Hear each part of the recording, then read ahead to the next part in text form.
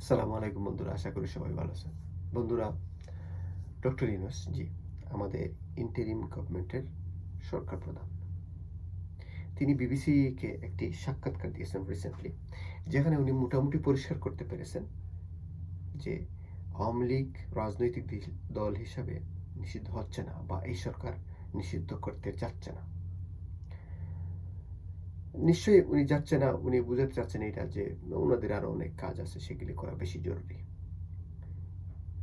কিন্তু এই সাক্ষাৎকারের পর থেকে এক শ্রেণীর বা কিছু সংখ্যক মানুষের গোত্রদাহন শুরু হয়েছে যে আওয়ামী লীগ কেন নিষিদ্ধ হবে না। এটা অনেকটা হিপোক্রেসি। কিন্তু আপনারা যারা বলছেন যে আওয়ামী লীগ কেন নিষিদ্ধ হবে না, হ্যাঁ, আপনাদেরকেই বলছি হিপোক্রেসি এই কারণে যে আপনারা বলছেন দেশে ডেমোক্রেসি চান, ঠিক না? ইন্টারন্যাশনাল মানসম্য, ইন্টারন্যাশনাল স্ট্যান্ডার্ড অনুযায়ী একটি ডেমোক্রেসি চান, অথচ আপনি একটি রাজনৈতিক দলকে নিষিদ্ধ করতে চান। সেটা কি হিপোক্রেসি না? শুধু হিপোক্রেসির ডাবল স্ট্যান্ডার্ড। আপনি খারাপ লোক আছে আওয়ামী লীগের মধ্যে, সবাই খারাপ, 10%, 20%, 30%, কত পার্সেন্ট খারাপ? যাদের খারাপ তাদের বিচার করেন, তাদেরকে সরে রাখেন। কিন্তু আপনি একটা রাজনৈতিক দল কিছু দুষ্ট লোকের জন্য, কিছু খারাপ লোকের জন্য একটি রাজনৈতিক দল যদি আপনি নিষিদ্ধ করতে চান, তাহলে তো এটা ডেমোক্রেসি থাকে না।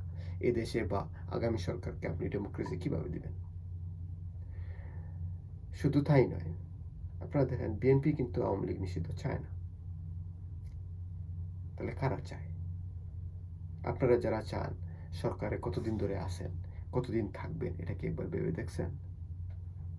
সুতরাং হিপোক্রেসি করে আপনারা স্থায়ী হইতে পারবেন না। স্থায়ী হইতে হলে উদার হইতে হবে। আর ডেমোক্রেসি যদি কন্টিনিউশন চান, ডেমোক্রেসি যদি দেশে চান, তাহলে সবাইকে সমান অধিকার দিতে হবে রাজনৈতিকভাবে। ছোট দল বড় দল বলে কথা নাই, সবার রাজনীতি করার অধিকার আছে।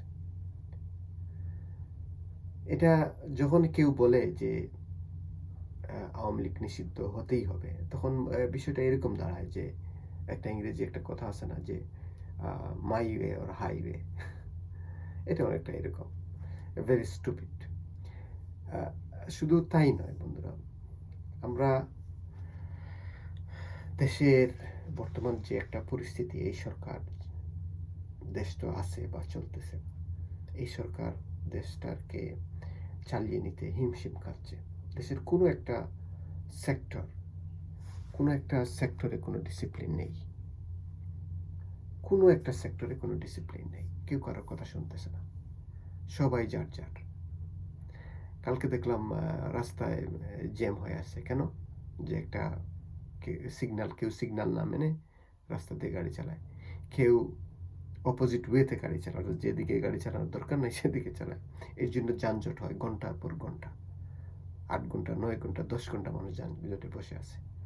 এটা একটা কি দেশের নমুনা? এদেশে কি একটা সরকার আছে বলা যায়? আমি বলছি না এই সরকার সব ক্ষেত্রে ব্যর্থ, কিন্তু রাজনৈতিক সরকার ছাড়া একটা দেশ পরিচালনা করা, কন্ট্রোল করা খুবই কঠিন, খুবই দুরূহ বিষয়। যাই হোক, আমি আমার আগের কথাতেই করে আসি।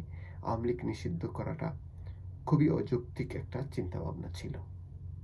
যাই হোক, অনেক ধন্যবাদ ডক্টর ইউনূসকে যে উনি এই বিষয়টা পরিষ্কার করছেন, এবং আওয়ামী লীগের মতো একটি দল এই দেশে রাজনীতি থাকবে, এবং এইভাবেই আমাদের ডেমোক্রেসিটাকে এগিয়ে নিয়ে যেতে হবে। যারা খারাপ লোক তাদেরকে রাজনীতি থেকে বাদ দিতে হবে, দলকে নয়। খোদা হাফেজ। God bless Bangladesh.